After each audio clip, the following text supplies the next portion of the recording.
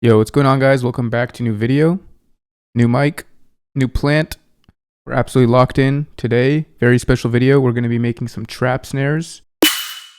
Ooh, that is nice. The resonant peak snare, the ISO snare, whatever you want to call it. I'm going to be showing you guys my process. So let's get into it. So you got three important layers make up the trap snare. You got the fundamental, which is these two purple ones. You got the clap layer, and then you got the resonant peak layer. So I'm going to show you guys some tips and tricks for all of them. Start off with the fundamental layer here. For this layer, you could do it in either serum or just by grabbing samples. So I'll show you both really quick. Now, this isn't really a snare tutorial in that I'm not going to show you how to sound design this. That could be a whole video, but there are plenty of snare tutorials out there on YouTube if you want to synthesize one yourself. But the basic premise is you have some noise doing this kind of a shape, so a really sharp transient gets out of the way, and then the noise comes back a little bit attached to this filter.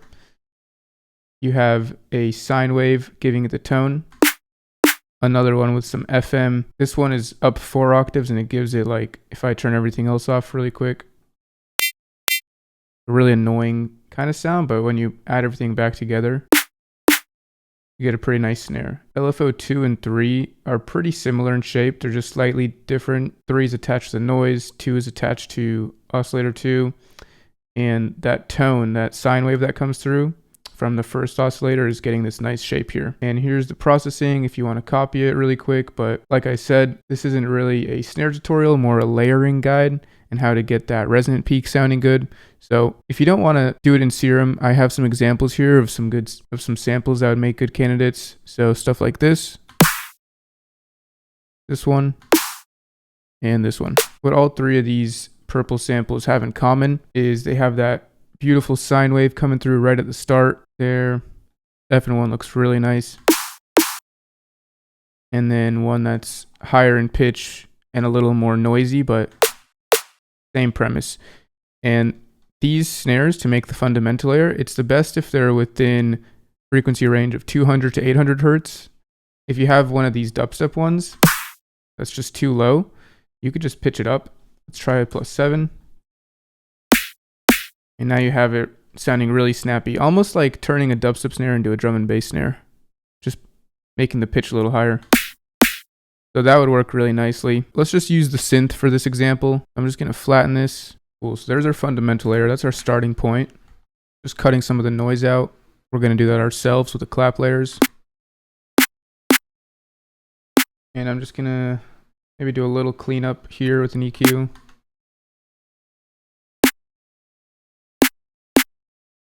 Like we're hitting a C. I want to go for like a D sharp. Oh yeah, that's sounding really snappy now.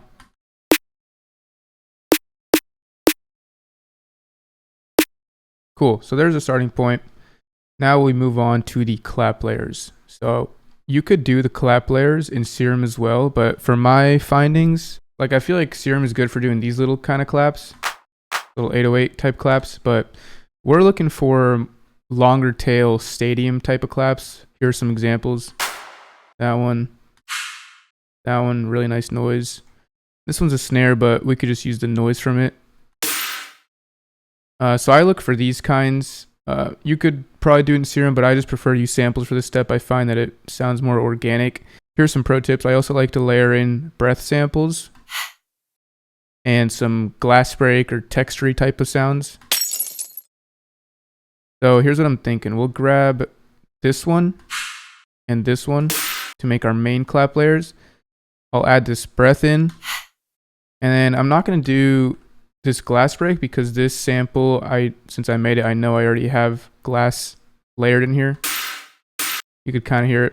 So let's just work with those few to keep it simple. So I just added some fades on all these layers, and I offset them a little bit. So this fundamental is for sure having all the space it needs, no conflicts, you know? And then I'm just going to EQ all the layers a little bit, one by one. Getting rid of anything we don't need. Next one, similar shape. For this breath, I'm going to make it mono because it's like very heavily panned. And then I'll re-widen it more evenly with a wider and a chorus, I'm thinking. Cool, now we could EQ that one.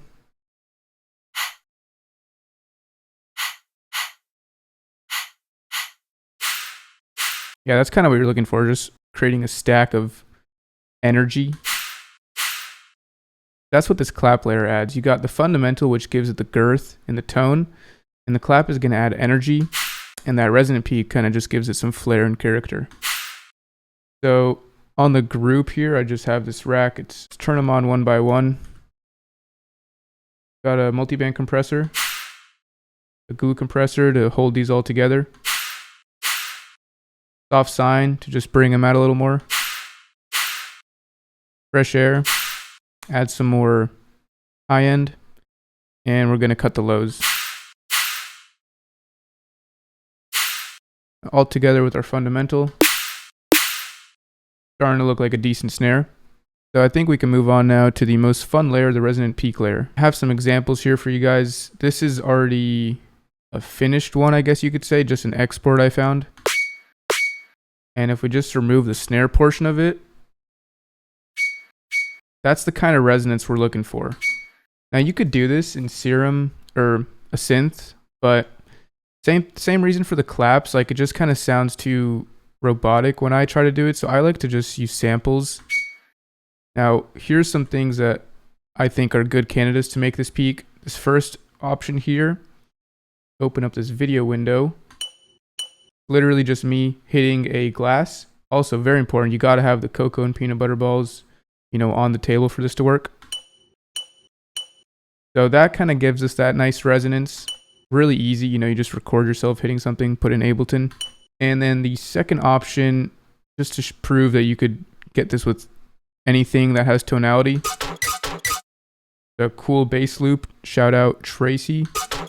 And I'm thinking for the video, we're going to use this one just to make it a bit of a challenge.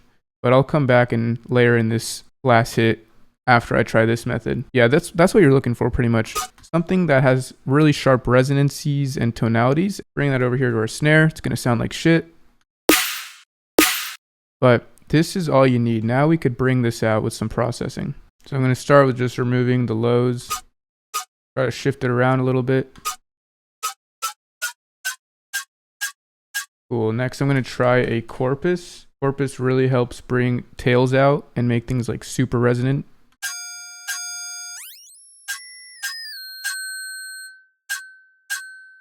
See, we're already pretty much getting there. Yeah, I like that. Port rack, just gonna make it a little louder here. And hone in on one of these peaks. And you know, actually I'm thinking maybe we'll try a boba. So boba's like soothe, and usually you would use this to remove these kind of harsh frequencies. It's kind of getting rid of everything, but if you just activate this delta mode, it plays the audio of what it's removing. So that's actually going to work in our benefit in this case, where we want to bring those harsh tonalities out. Thinking we could use that one. Next, I'm going to add some reverb. Saturator to make this louder. We're just going to be bringing this peak out now. Nice. Another EQ to get this peak even farther out. Now at this point, I'll probably shift it into key. We put our fundamental at a D sharp, so what sounds good for these resonant peaks, going like 1 semitone, 4 semitones, or 7 semitones off of your fundamental layer usually sounds pretty good. So let's try 1 semitone. So that if this is a D sharp, we should try to put this peak at like an E. So I just added a shifter and an EQ to see it. Right now we're at a little too high. Usually I like to keep these peaks between 1K to 3K. So let's drop this down a bit.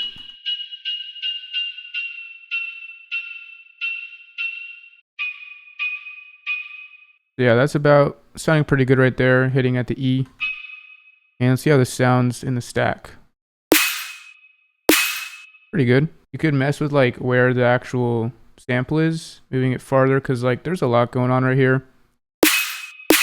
You want to get really particular with it. Find this peak again.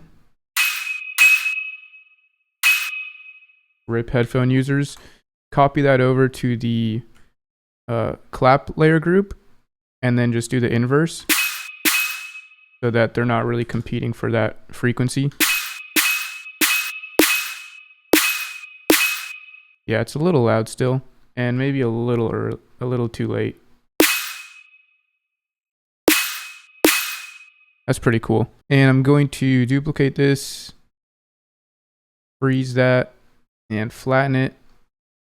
So that way now I could, let's mute this one. Now I could really control this tail from the reverb, just shaping it like this. That sounds pretty good. And then in the entire snare group right here, I just like to have a transient shaper and boost it a little bit. So there we go. Let's record this to audio. I think we got a pretty nice snare there. Like I said in the beginning, let's see what this spoon snare would have sounded like. I'm just gonna drop it into this one with all this processing, see if it'll work. Yeah, so let me mute all this processing that we added. So here's our spoon. Now with all this stuff on it, boom, you got a perfect little resonant peak. Happen to be in the same exact range, so that's convenient. And this should sound pretty good as well. Ooh, that is nice. This one could use a little bit more volume. Maybe let's do the same thing. Let's start it a little later. Cool. So I'm going to record this one as well. And that's pretty much the method. We got two cool snares there. Now the fun part is you could change out these fundamental layers. You could change out some of the claps, and you have this like template to work with. So it's easier every time you, like once you have the template set up, now it's easy to just switch layers out and keep making snares that way. And if you don't want to make your own snares, you could check out my sample packs and Patreon. I'm going to drop these new snares we made on there. Plus, I have a bunch of these kind of trap snares with the resonant peaks in my sample packs. Here's some examples.